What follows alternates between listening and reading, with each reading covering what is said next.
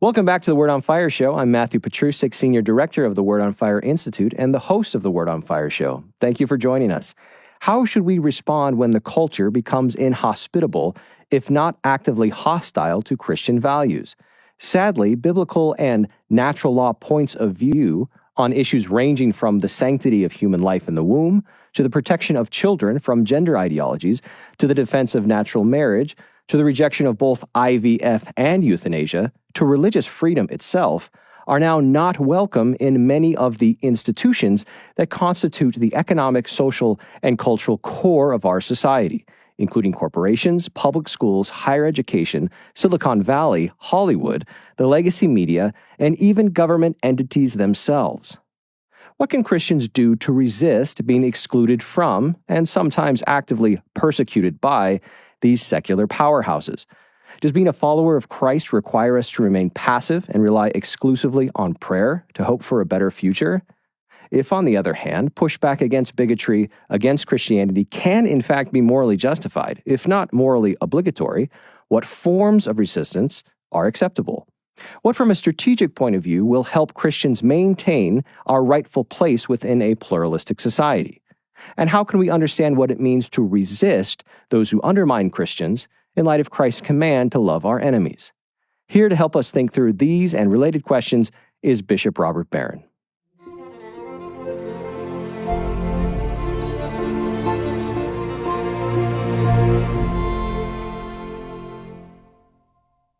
Well, Bishop, welcome back to the studio. It's good to see you again. Thanks, Matt. Always good to be with you. So before we get into today's topic, which is on how to resist anti-Christian bigotry, I hear that you found some time recently to see a movie. Oh, yeah.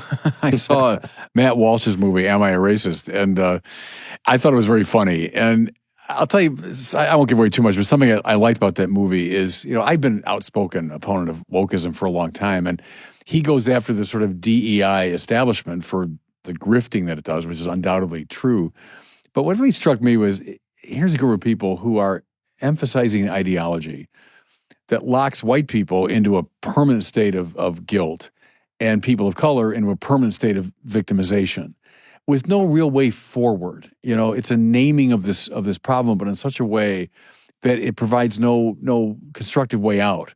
So I thought these were people that are, certainly deserving of some skewering. So I appreciated that in the movie. Well, as we're recording this, the movie made it to number 5 in the whole country. Is that right? It's really significant. For a movie like that. Absolutely. So turning to today's topic, Bishop, you recently wrote an article in Newsweek on how Christians should actively resist those who are seeking to undermine Christianity. And we'll turn to that article in just a moment, some of your arguments. But first, as we usually do, let's get some definitions down on the table.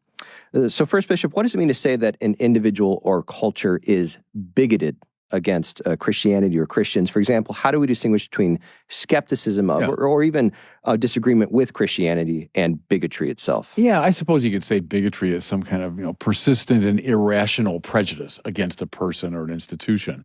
And that's always a bad thing. Whereas you suggest correctly, I think, have legitimate questions or concerns about an ideology or a religion, fine. And to bring that out into the public square for conversation, I have zero problem with that.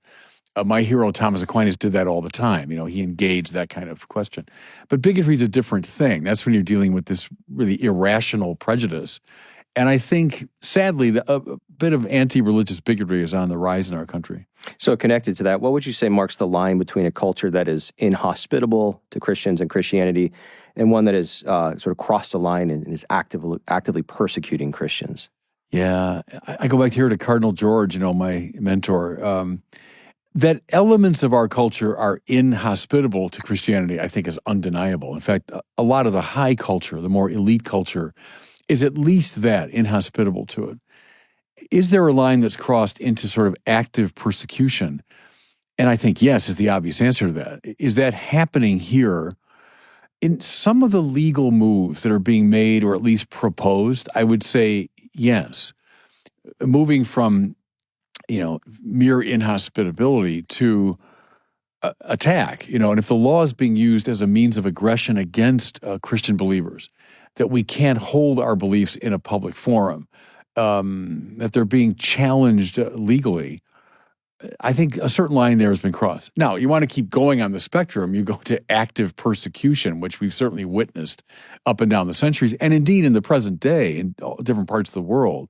In our country, though, I think you're right. We're maybe in some parts of the culture on that line between the inhospitable and the, a more direct attack. What about the economic consequences? There's many reports. I know some people individually, for example, who have been fired or at least not promoted in their places of work for holding really sort of generic mainstream Christian beliefs. So is that something that you've been made aware of as well? Yeah, and that's the religious liberty question, which, I'm on the committee of the bishops for religious liberty, and we entertain those questions all the time and remark how they're being played out in the public sphere. It was Richard John Newhouse a long time ago, maybe 25 years ago, who said, someday articulating basic Christian moral convictions in the public arena will be seen as hate speech. And when he said that 25 or so years ago, the general reaction was, oh, come on, that's so exaggerated. No, that's never going to happen. Well, of course, that is happening. That is happening. In many ways. So that's a concern, obviously. Now, how do we engage that? That's the wider question. Before we move to your argument, let's just expand the context just a little bit, Bishop. Help us understand anti-Christian bigotry in a historical context. Have we ever, as a church, lived in a time or place where we haven't had to deal with some form of hostility? Right. I wasn't sure which direction your question was going, but once it went that way, I think, no, it's hard to name a time when there wasn't some kind of opposition to Christianity. Look, from the very beginning, look in the pages of the Acts of the Apostles, you can see it. And the reason is Christianity is a public religion. It's never been a matter of simply our private convictions. It's not just like a hobby or a private conviction. When you say Jesus Christ is Lord, which is the basic evangelical proclamation, that's a public remark. You're saying not Caesar, but Jesus is Lord. That's to say Jesus is the one to whom your final allegiance is due. Jesus is the Lord of your life in all aspects thereof. You can't avoid that being a public assertion. Well, that means it will be resisted in the public sphere. Look at when Paul preaches, we hear in the Acts of the Apostles, there were often riots that broke out. Paul was imprisoned, eventually killed. Almost all the first great apostles and proclaimers of the faith were killed. It's because Rome understood exactly the implications of their preaching. They knew it was a subversive message. Now, move past the apostolic age into the first centuries, and you find, not at every moment, but you see waves of persecution in those first centuries. And then, you want to bring it up to date? The century with by far the most Christian martyrs was the 20th century. Right. And we never think about that. We think, way back when there were martyrs. No. 20th century, by far, was the century of Christian martyrdom.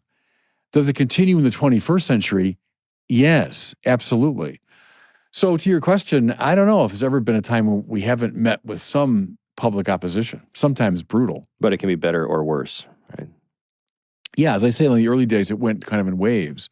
And it depends on the culture. Sometimes the culture is more agreeable to Christianity. So maybe in the High Middle Ages, when the culture and the church were in much greater alignment, okay, those happen, those moments. Other moments when they fall out of harmony. And then sometimes, again, Cardinal George, they become so antipathetic to each other that we have martyrs. So that's the spectrum that the church is always on. Let's now turn to your Newsweek article. So you originally wrote it in response to the gross mockery of Christ in the Last Supper that took place in the opening ceremony to the 2024 Olympics in Paris. But your argument really is responding to a general resurgence of anti-Christian prejudice in the West. So let me read one of the key passages in the article and then ask you to expand on it. You write, Catholics affirm the existence of God, which means we think there is a transcendent purpose to human life. We affirm a stable human nature, which means we don't think sex is a social construct. And we hold to objective moral values, which means we don't think living the good life is simply a matter of personal choice. Mm-hmm. Critics of Christianity know this, and that's why they deride us. They're telling us very clearly who they are and whom they're against, and we should believe them. So, Bishop, say more, a little more about why you emphasize there at the end, we should believe them. It's a kind of a harrowing quality to those words. Why did you choose them? Well, that there really is a conflict at a fundamental philosophical level. This is not a superficial conflict, but a conflict of worldviews. What you find very often on the stage today in the West is what I've called the culture of self-invention. For that to hold sway, well, God has to be marginalized because God is the source of transcendent value. Objective moral values have to be set aside because if they're really objective, they condition my will. I don't invent them. Religion is the great proponent of these things, which stand athwart the self-invention culture. And they, when I say they, I mean, like, say, the leaders of the secular culture, they understand that. They know that many institutions that oppose them have fallen, but the church, in the measure that is true to itself, it is still their great opponent. And so on a regular basis, they have to kind of call us out. They have to mock us. They have to belittle us. They have to try through law to marginalize us. So when I say we should believe them, they're announcing through these actions and words that they know we stand athwart them. Believe them. They have correctly intuited that we're the most significant opponent. Okay, the church, as we say, has long been involved in these cultural struggles. This is a version of it today. And given what they say and how they act, these leaders of secular culture, or against the church, what do you think their ultimate goal is with this mockery and this marginalization? It's to eliminate the church. I mean, that is the ultimate goal. First, to kind of marginalize us, privatize us. That's been a strategy for a long time, is to say, sometimes, cloaking themselves in the pious language of the Western democracies, like, well, we, of course, acknowledge religious liberty, but that means you can whisper your convictions among yourselves. So it's a marginalized, privatized version of Christianity. But I would say the ultimate goal, of the avatars of the self-invention culture is to usher us off the stage. And you know this well, man, as a historian of philosophy, this is an old conviction. Right. It goes back, at least the beginning of the Enlightenment, where there was this kind of secularist assumption that religion will kind of naturally fade away. You see it in Rousseau, and you see it in Marx, certainly, and many other figures that, we'll kind of slough off the skin of religion as we move forward in our progress. Well, that still haunts the minds of a lot of people today. Religion will just fade away. Of course, the great counter claim is, look, it hasn't happened, has it? They've been saying this for hundreds of years now. Nietzsche, the death of God, Sartre, and just line them up, Freud, all confidently predicting the end of religion. And we haven't gone away. So, in a way, I'm not so much concerned about that. That's an old hang-up of the secularist establishment, but it's proving itself false all the time. So the article ends by highlighting the surge of faithful zeal at this past summer's National Eucharistic Congress in Indianapolis. And you conclude writing, religious faith remains strong despite its detractors. In varied and sundry ways, they are trying to mock and bully us into irrelevance. I say to my fellow Christians, speak up, resist, and get in their way. So, Bishop, let's spend the rest of the conversation expanding on the meaning and significance of your words there. Speak up, resist, and get in their way. So I'll turn to some relevant biblical passages in a moment. First, Bishop, why do you think the 2024 Olympics represented a kind of watershed moment for you? A line in the sand that triggered a broad response to Christians that originally prompted you writing this article. Well, it's interesting, because I didn't know about it. I was out for dinner. It was a Friday night, and Father Steve, who's the CEO of Word on Fire, he and I were out for dinner, and he said, "Did you see what happened at the Olympics today?" And I said, "No, I didn't hear about it." So he showed me the video of the mockery of the Last Supper, and it just kind of infuriated me. So I went home and just did that kind of spontaneous, off the top of my head response. And then it got this enormous, I think it was 6 or 7 million people, saw it. So I didn't that moment think, okay, this is a watershed. But after I did that and I saw the reaction to it, and then, not because of my little video, but there was this worldwide outpouring, I thought, yeah, maybe a line has been crossed. And it might have been, the importance of the Olympics in a city like Paris, this international stage where this mockery of Christianity was taking place. It was a prime example, let's say, of this general problem. But the reaction to my little video, I think, is telling. Obviously, I had critics and people that didn't like what I said, but I'd say overwhelmingly, people responded positively to it. And what I heard most often was, thank you for speaking up. And I'm glad finally somebody spoke out against this stuff, Because I do think there has been a certain dereliction on the part of church leadership that we haven't spoken out when we can and should when the church is being mocked.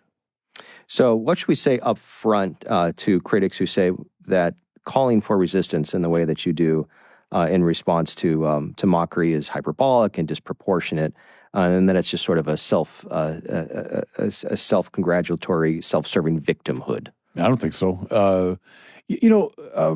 Gandhi is long been a hero of mine. And go back to the famous film about Gandhi, now 40 years ago, hard to believe.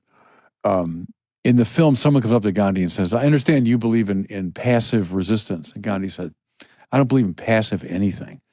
And it's a very telling thing because Gandhi did not believe in passivity in the presence of evil. Right. On the contrary, what he proposed was a very active, very provocative getting in the way of evil. Now, to do so nonviolently, indeed. And that was a revolutionary idea.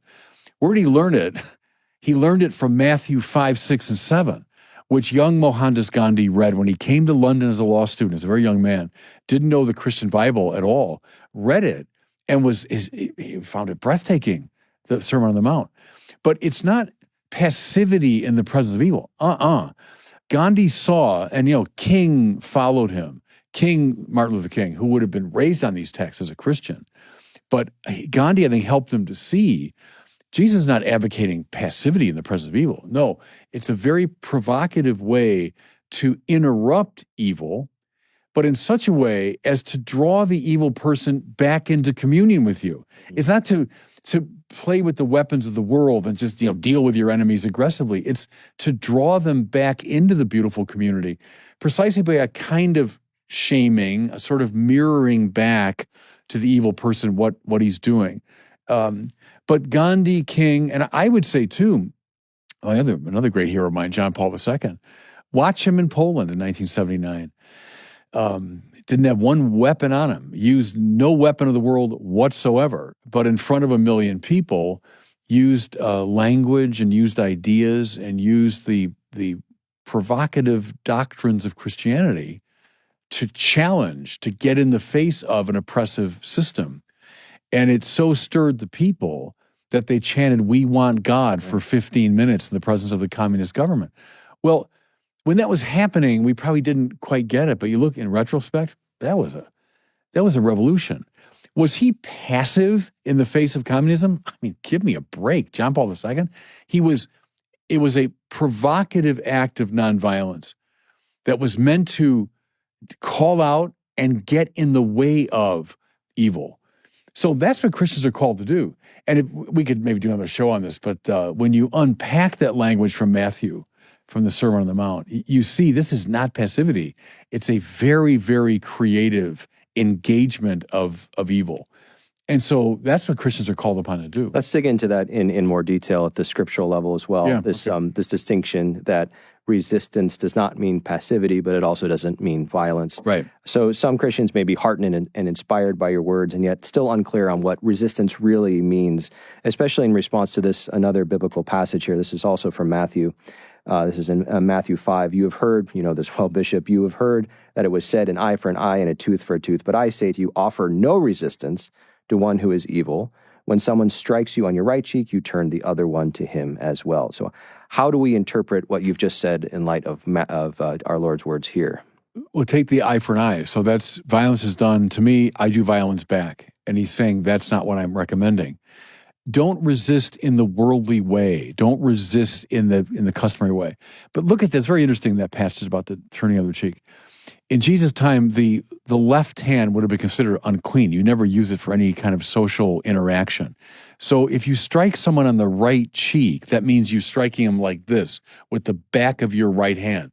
That was the gesture toward an inferior, toward a slave or someone you considered inferior. So what's Jesus saying?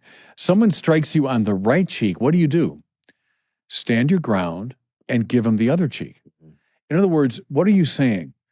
I refuse to cooperate with the world you're living in. I refuse to live on these terms. I'm not going to punch you or strike you back, but I'm not running away. I'm standing my ground, and by turning the other cheek, I'm mirroring back to you your own unjust aggression toward me. Now, once you see that, now look at the method of Gandhi, look at the method of King, look at the method of John Paul II. It's exactly what they were doing. An example I like to use with John Paul is this is way back at the height of the fearful period when there was, I remember it, very real fear that the Russian troops are going to invade Poland and all that. John Paul goes to Poland, and General Jaruzelski, maybe older folks will remember him. He was a Polish general who was running the government at the time, and he wore these dark glasses, kind of a sinister looking figure.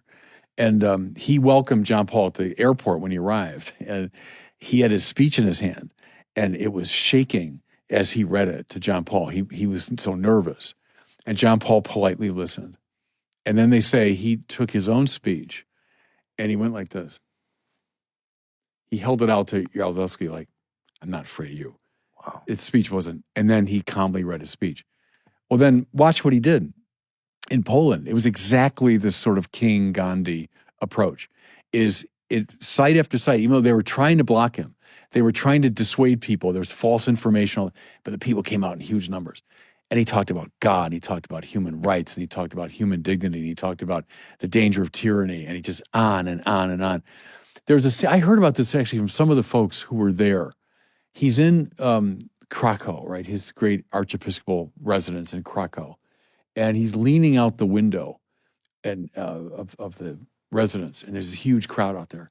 And he's speaking these provocative things that were clearly anti-communist. They were clearly, and the Vatican officials were inside behind him going, doesn't he know what he's doing? Can someone stop him? Because he wasn't playing the diplomatic game. Right. Well, he knew exactly what he was doing. And by God, it worked. He so stirred the Polish people non-violently. Not a shot was fired, but so stirred the Polish people, and the Solidarity movement emerged out of that, which then kind of swept its way across the Soviet bloc and eventually into the Soviet Union itself. And the evil empire, I remember when Ronald Reagan called it the evil empire, it fell with barely a shot being fired. So don't tell me that this kind of resistance doesn't have real social effectiveness. I've seen it in my own lifetime. So that's how Christians resist. Sounds like one of the key elements here is a very public display of courage. Yeah. We're not afraid of you. Are you seeing any hope on the horizon that there are sort of resistance taking that form? What I am seeing, I don't know. What I am seeing is a revival of interest in religion. That they tried, go back now 25 years roughly, when the new atheists emerged, and there was just this attempt, I think it was like a knockout punch. Let's just give a knockout punch to religion. It didn't work. It didn't work. In fact, now I think in the popular culture, you see a lot of signs of deep interest in religion. So live it publicly. Say it. If someone's attacking the church, call it out. Now we have means. God knows the social media's got a shadow side, but we've got means now to publish something, put something on X. With this Paris Olympic thing, people asked me. I said, write to the Olympic Committee, write to the French embassy, make your voice heard. Say we're not happy about this. There are how many Christians around the world? I mean, like 2 billion or something. Well, we've got a very powerful voice if we learn how to use it, and we shouldn't acquiesce to these attempts to marginalize us.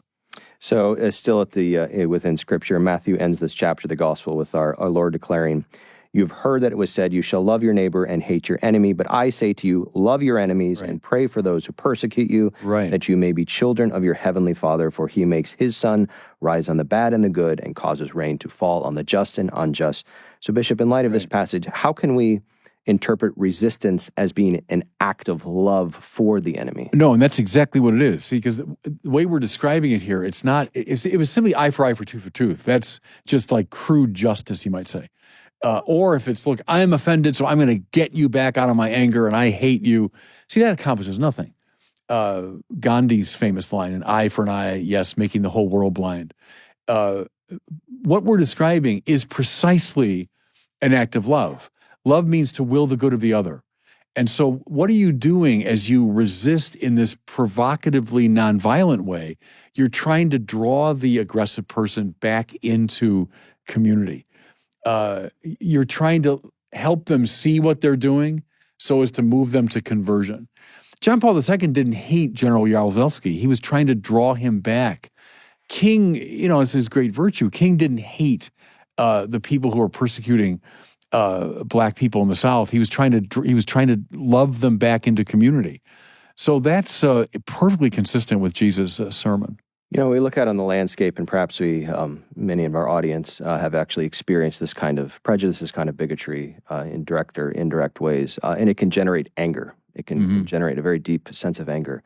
What should we do with that anger? Should we see anger as a problem, or is anger a sin, or is it something that can be channeled to a productive end? It's valuable in the measure that it's righteous. So righteous or justified anger is something like outrage at injustice and a desire to do something about it.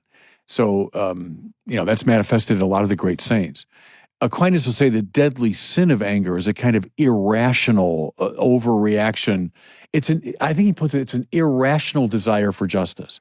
So I've been hurt, but now I'm going to destroy you. Yeah. Since you hurt me, I'm going to double hurt you. Well, that's anger is a deadly sin. But we can, I think, look, John Paul, Gandhi, King were angry in the positive way. They were angry at injustice. John Paul, looking at what the communists had done to his people, of course he was angry. But then there's a positive, call it use of that anger, for good ends. So you've already brought up the late Cardinal George several times in today's conversation. And another one of his great observations, he says the church is expansive enough to include both pacifists, that is, those who will not resort to physical violence under any circumstances, and those who believe physical force is morally justified in cases of individual and communal self-defense. So how, Bishop, can we coherently combine these two moral impulses into one coherent faith? Yeah, and it's an important distinction to make there. So let's say, for example, this Paris Olympic, outrage. Terrible. It was a terrible thing. And I, in my own little way, fought back in what I think was an appropriate way. If I had organized some kind of violent attack on the Paris Olympics and called in an airstrike or something, well, that's obviously ridiculous. So we take a few more steps, though, to, let's say, a nation state being invaded unjustly. Or think of, put it in a smaller context of a father of a family and his kids are being attacked physically. He's not going to stage a nonviolent social protest at that point. He's going to take action. So the church has always recognized that in those extreme cases, yes, you can and should defend your family, defend your country. That's why Cardinal George said, look, I'm glad not everyone's a pacifist because I want there to be an army to defend the country. I want there to be a police force to defend the city, et cetera. But what's interesting to me about his observation there is, having said that, it's also good that there are some people in the church who are pacifists, meaning those who are living even now as we will all live at the end of time, and we will all live in the eschaton when perfect peace obtains. And he compared pacifists to celibates, which I thought was very interesting. And he said, in the same way, I'm glad there are celibates. Yeah. But I'm glad not everyone's a celibate. We wouldn't get very far as a human race. But that there are people like me and like him who've taken a promise of celibacy are witnesses even now of how we will all love in the eschaton. So pacifists witness even now. And I think that's, to my mind, the best way to deal with that issue. Celibacy, what a terrible denial. No. It's an eschatological sign. How can there be any pacifists? Are they crazy? No, they're an eschatological sign.